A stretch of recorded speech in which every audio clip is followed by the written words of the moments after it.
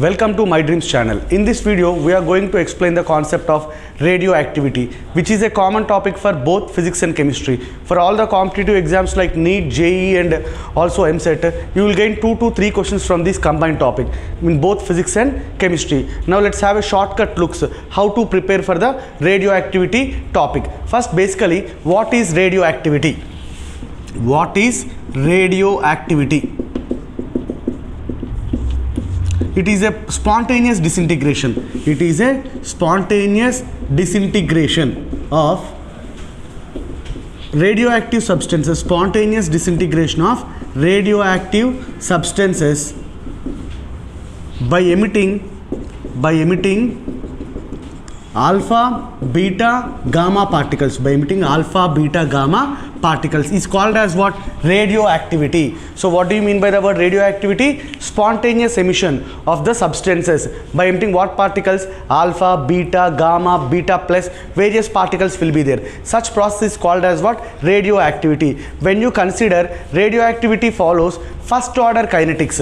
Radioactivity follows which order kinetics? First order kinetics. So in this video I'll tell what is order and everything. It follows what order kinetics? Basically first order kinetics. What happens if alpha, beta, gamma particles are emitted? When an alpha particle is emitted, everybody know what is alpha particle? Helium plus 2. Helium plus 2 means what? Helium loses 2 electrons, then it is said to be alpha particle. If an alpha particle is emitted from a substance, what happens? The daughter nuclei will decrease its atomic number by 2 units and mass number will be decreased by 4 units. For example, there is an element X whose atomic number is Za. It emitted an alpha particle. You get a nuclei Y. Its atomic number will be Z minus 2, mass number will be A minus 4. Means for the emission of each alpha particle, atomic number will decrease by 2 units. Mass number will decrease by 4 units. Similarly, for the emission of beta particle X, Za, if you are emitting a beta particle, right, what will be now Y? Atomic number will be increased by 1 unit. There is no change in mass number. Once again, for each alpha particle emission, atomic number will decrease by 2 units. Mass number will decrease by 4 units. Whereas for beta particle, atomic number will be increased by 1 unit. There is no change in mass number. Whereas for gamma particle, there is no change in atomic number and mass number. Why? Because gamma is just an energetic particle. It does not possess any charge. It does not possess any mass. So for the emission of beta particle, atomic number will be increased by 1 unit. Mass number, there is no change. Similarly, in beta case, so examiner may confuse you. Beta minus, beta plus. There will be 2 particles. Usually if they are mentioning only beta particle, it means beta minus. It means what? Beta minus. For beta minus, what happens? Atomic number increased by 1 unit, mass number no change. Whereas if they are mentioning beta plus, it will be reverse. Atomic number will be decreased by 1 unit, again no change in mass number. If they have nothing mentioned like beta minus, beta plus, you need to consider it as what? Beta minus. So these are the 3 popular disintegration: emission of alpha, beta, gamma particles. Now we can appreciate here clearly by the emission of alpha particle, both atomic number is changed and mass number is changed.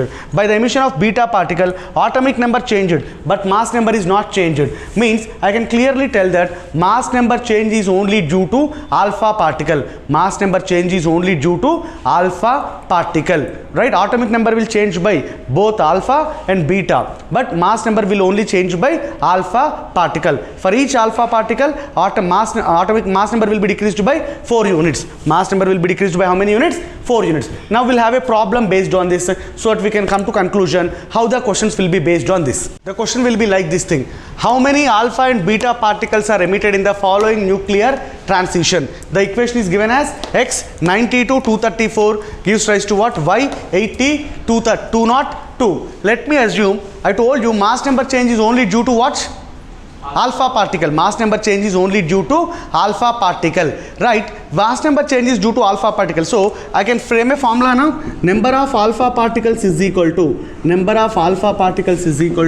difference in mass number by 4. Why by 4? Because each alpha particle mass number will be changed by 4 units. So difference in mass number by 4. Number of alpha particles emitted is equal to what? Difference in mass number by 4. What is the difference in mass number here?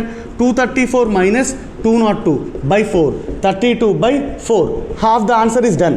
How many alpha particles? 8 alpha particles. How many alpha? 8 alpha. Once again, mass number change is only due to alpha particles. So I can frame the formula as number of alpha particles emitted is equal to what? Difference in mass number by 4. Difference in mass number by 4. So that is 234 minus 202 by 4. That will be 32 by 4. That will be how many alpha particles? 8 alpha particles. Now let's come about the atomic number.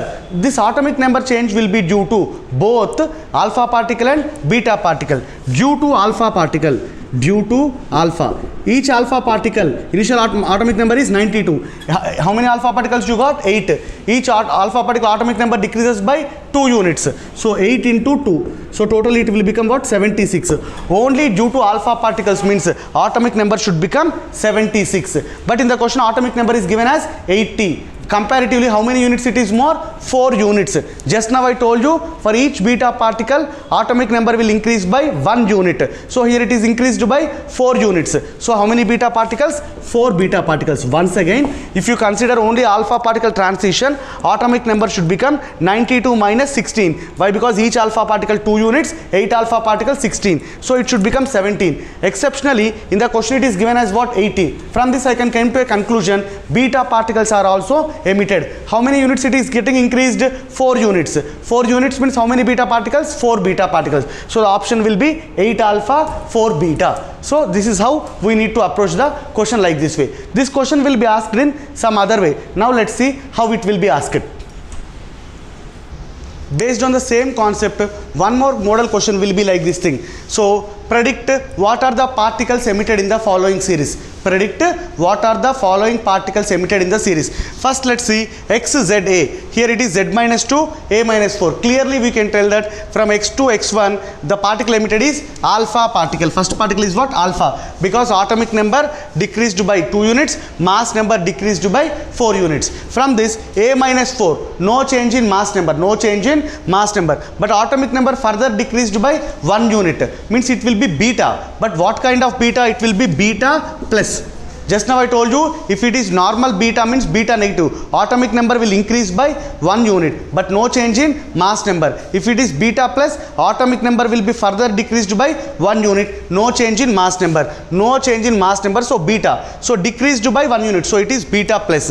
Again, here again mass number no change, means again it is beta particle. Z minus 3, Z minus 2. Atomic number this time increased by 1 unit, so it will be beta minus. In the options where it is, you need to check. So these are the two popular models. Along with this thing, so you are supposed to ask about the properties of alpha, beta, gamma rays. 3 popular questions. Let's see the comparison now. Alpha, beta, gamma. Alpha, beta, gamma. These travel with c by 100 speed. C by 100. C means what? Velocity of light. These travel with c by 10 speed. These travel with speed of light. Means arrange them in the increasing order of speed means alpha, beta, gamma. Decreasing order means reverse. If they are asking exact value, alpha particles will travel with 1 by 100 of the speed of the light, whereas beta particles will travel with 1 by 10th of the speed of light, whereas gamma particles will travel with speed of light. Next, penetrating power. Penetration power. Penetration means how far it goes. Gamma, beta, alpha. Whereas ionizing power. Ionizing power. That is alpha, beta, gamma. These are the 3 regular questions based on the properties of alpha, beta, gamma particles. So is everybody clear now? So this is about now alpha, beta, gamma transitions. First part of the radioactive disintegration. Now we need to look about the half-life.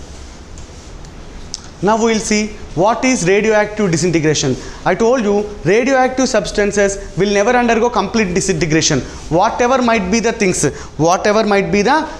how much amount you start with 1 ton or 1 kilo, 1 gram, its lifetime will be infinity. Always there will be a certain parameter called as what? Half-life. Means amount of substance will be reduced to half the original value. Half the original value. If you start with 1 kilo, it will become half kilo. If you start with 1 gram, 0.5 gram. If you start with 1 microgram, 0.5 microgram, 0.5 becomes 0.25, but it will never undergo complete disintegration. If any question comes like this, what is the lifetime of a radioactive substances? Ante infinity. What is the lifetime of a radioactive substances? Infinity. So but one parameter we know now, half-life. What do you mean by the word half-life? The time taken by a radioactive substances, the time taken by a radioactive substances, the time taken by radioactive substance to disintegrate to half of its original value, half of its original value. దాన్ని ఏమంటాం మనము half life. ఏమంటాము half life. The time taken by the substance to disintegrate to half of its original value. ఉన్న దాంట్లో సగం అవ్వడానికి బట్టే time ఏమంటాం మనము half life. What is the basic equation? T is equal to 2.303 by k into log a by a minus x. This is the initial concentration, this is the final concentration. So half life means 2.303 by k into initial concentration is half a, final is reduced to half, remaining will be half again. A gets cancelled. 2.303 by k into log 2. What is the value of log 2? 0.3010. If you multiply, you will get 0.693 by k. So this is useful for even IP students for 4 marks in chemistry, right? What is the, but for competitive point of view, just we can go directly with this formula. T half is equal to 0.693 by k. T half is equal to 0.693 by k. This is only first order kinetics. All the radioactive substances will follow first order kinetics. What is k here? What is k? K is called as what? Disintegration constant, or we can also call it as what? Rate constant. Disintegration constant or rate constant. What is the formula for half life now? T half is equal to 0.693 by k. K is called disintegration constant or rate constant. One popular factor is that this rate constant or disintegration factor depends only on temperature. Depends only on what factor? Temperature. It does not depend on any other factors. Sir, exam lo mem logarithms chesukovali ivanni kuda. I don't believe you people will get sufficient time to go through logarithms and all these things. So we'll go with some tricks now. Followed, first of all, what is half life? The time taken by the substance to disintegrate to half of its original value. What is the ultimate formula? T half is equal to 0.693 by k. K is called rate constant or disintegration constant. It depends only on temperature. It depends only on temperature. Now we'll see how the examiner focus. ఇప్పుడు చెప్పే chart జాగ్రత్తగా note చేసుకోండి. All the possible questions will be from that chart only. You no need to use any logarithms or anything. Directly we can tick the option. Now let's see how it is. Look this chart carefully so that we can, without any calculations, directly we'll go for the answers. First let's assume substance started with 100%. After one half life, how much will be there? 50%. After one more half life, 25. Means after each half life, the amount remaining will become half. So 50 becomes now 25.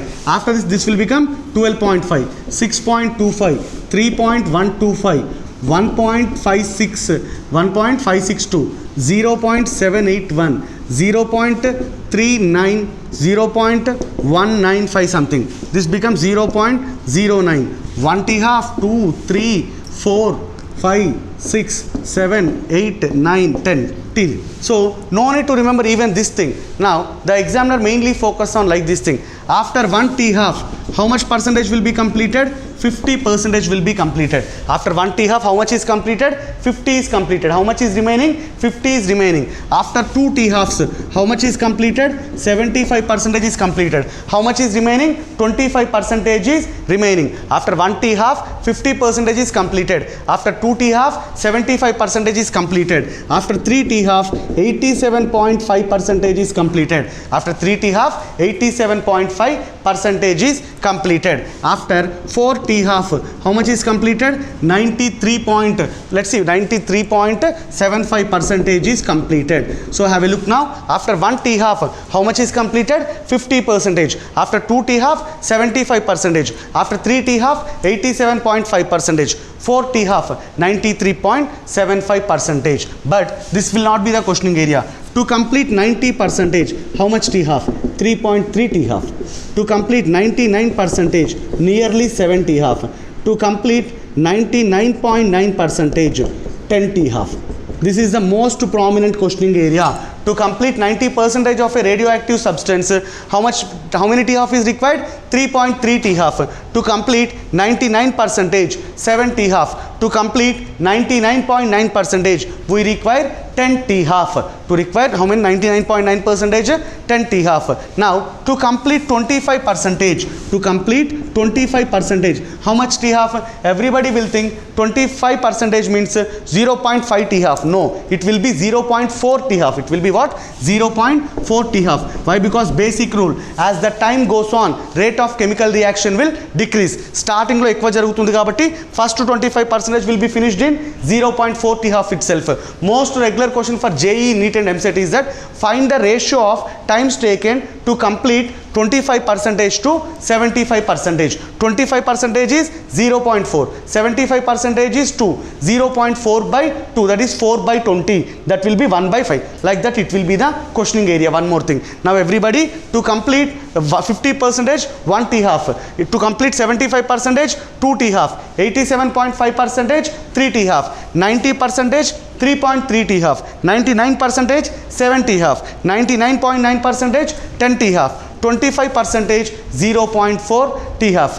This is the most regular questioning area. Chala varaku aithe 90, 99, 99.9, 25. Other than this, if sometimes examiner wants to trouble you, now it will be like to complete from 33% to 66%, it will be 1 T half. So 33% to 33% to 66%, it will be 1 T half. To complete from 40% to 85%, to complete from 40% decay to 85%, so it will be 2 T halves. It will be 2 T halves. Other two remaining regular questioning areas, to complete from 33% to 66%, it will be 1 T half. 40% to 85%, it will be 2 T half. This will be the regular questioning area. Other than this, we need to learn one more parameter, mean life or average life. Mean life or average life. Let's have a look. The same question may be asked as fraction also. If you start with 1, 1 by 2, 1 by 4, 1 by 8, 1 by 16, 1 by 32, like that, right? Continuous, like every time it becomes half. 1 to 1 by 2, 1 by 4, 1 by every time it becomes half. So this is the model. But one more time, in the starting of the video I stressed what is the half-life, complete lifetime of a radioactive substance? Infinity. So we designed one more parameter called mean life or average life. Mean life or average life. Symbol is tau. This can be called as reciprocal of disintegration constant. Reciprocal of disintegration constant. What is average life or mean life? So reciprocal of disintegration constant, that is 1 by k. That can be written as T half by 0.693. T half by 0.693. 1.41 T half. 1.41 T half. So this is about the mean life. The most regular question nowadays, in one mean life, how much amount of the substance will be disintegrated? 63%. 63% in one mean life. Ela ante chudandi, 1.41 T half, 1 plus 0.4 T half approximately. In first T half, 50%. After that, how much will be remaining?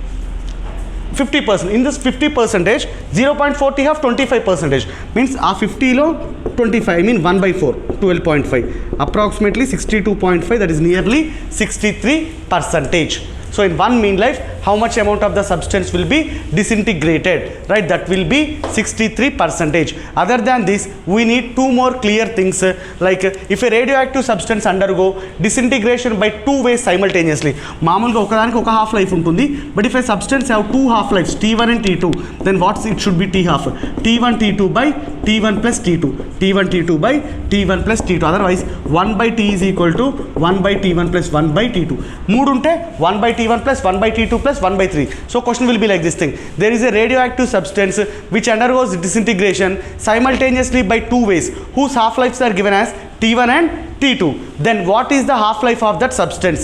Ante em తీసుకుంటాము 1 by T1 plus 1 by T2 is equal to 1 by T. So this is one more model. And next one is that, so lastly they may be asking most regular question, age of the rocks, age of the fossil. They will be giving the ratio 1:7 present, 1:15 like this thing. Then you are supposed to find age of the rock. 1:7 means totally how many parts? 8 parts. 8 becomes 1 when 8:4, 4:2, 2:1. 1:7. Everybody listen carefully. 1:7. 7 plus 1 how many parts? 8 parts. 8 should become what now? 1. 8:4, 4:2, 2:1. How many half-lives? 1, 2, 3. So age of that rock or age of that fossil is equal to 3 t-halves. If it is 1:15, total how many? 16. Now 16 should become 1. Means 16 to 8. 8 to 4. 4 to 2. How many half-lives? 4. Age of that fossil will be 4 t-halves. More 2 standard questions for NEET and JEE and MCET. Age of the rock or age of the fossil. Right? In the next video, we will be discussing about various types of orders. What is their relations with the t-halves? That question will be in the chemistry. Now in the next video, we are going to discuss 3 to 4 statements from which one question will be guaranteed for the examination. So do follow My Dreams channel for more shortcuts, and we need only smart preparation, not tough preparation. We need to prepare in less time. We need to get more marks. Thank you for watching the video. Please do subscribe to the channel.